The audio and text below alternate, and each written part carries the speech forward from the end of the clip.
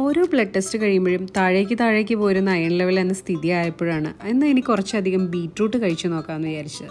ഒന്നും നോക്കിയില്ല, 5 കിലോഗ്രാമിൻ്റെ ഒരു പാക്കറ്റ് തന്നെ അങ്ങ് വാങ്ങി. 2 ദിവസം കഴിച്ചു കഴിഞ്ഞപ്പോൾ പതുക്കെ മടുത്തു തുടങ്ങിയിട്ടോ. എന്നാൽ പിന്നെ കുറച്ചെടുത്ത് അച്ചാറുണ്ടാക്കിയേക്കാമെന്ന് വിചാരിച്ചു. സംഭവം സൂപ്പറായിരുന്നു കേട്ടോ.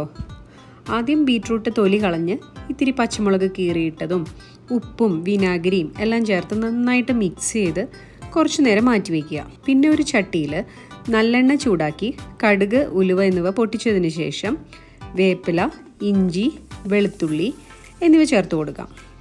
അതൊന്ന് വഴന്ന് വരുമ്പോൾ നമുക്ക് പൊടികൾ ചേർക്കാം. കാശ്മീരി മുളക് പൊടി, മഞ്ഞൾ, കായംപൊടി എന്നിവ മറ്റൊരു ചട്ടിയിൽ ചെറുതീയിൽ ചൂടാക്കി എടുത്തതാണ് കേട്ടോ ഇത്.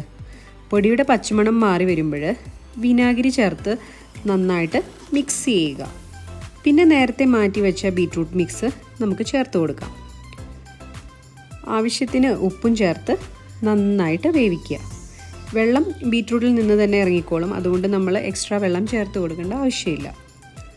വെന്ത് കഴിഞ്ഞാൽ സംഭവം സെറ്റ്. നിങ്ങളുടെ ഫേവറേറ്റ് അച്ചാർ ഏതാണെന്ന് ഒന്ന് കമൻറ്റ് ചെയ്യണേ.